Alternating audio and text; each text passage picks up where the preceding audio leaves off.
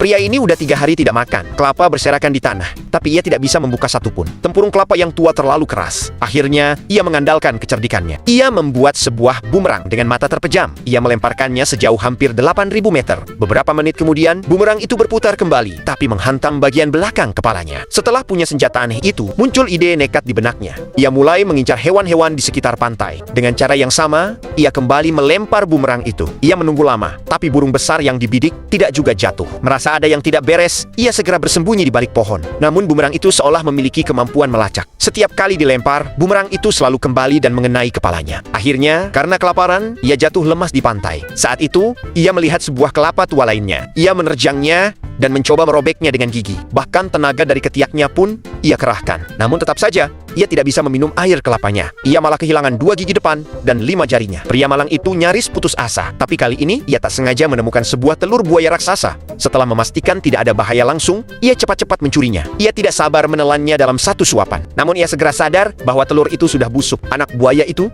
ternyata sudah menetas beberapa hari sebelumnya. Tiba-tiba, buaya raksasa itu membuka matanya. Demi bertahan hidup, ia terpaksa memasukkan kembali bayi buaya ke dalam cangkangnya. Saat itu, ia sudah 4 hari penuh tidak makan. Pusing dan lapar membuatnya berhalusinasi. Ia mengira sarang tawon di atas pohon sebagai roti panggang. Lidahnya sudah tak sabar mencicipinya. Namun, ketika dibuka, ternyata itu benar-benar sarang tawon. Saat melarikan diri, ia tersandung ular piton raksasa dan jatuh ke dalam air. Tanpa disengaja, ia justru kembali tepat di hadapan buaya tadi. Di saat itu, ia memutuskan untuk mempertaruhkan segalanya. Dengan berlinang air mata, ia menelan segumpal cacing kering berkualitas tinggi. Begitu memakannya, ternyata tubuhnya langsung terasa penuh energi. Ia pun bersiap menyalakan api dengan menggosokkan kayu untuk memasak daging.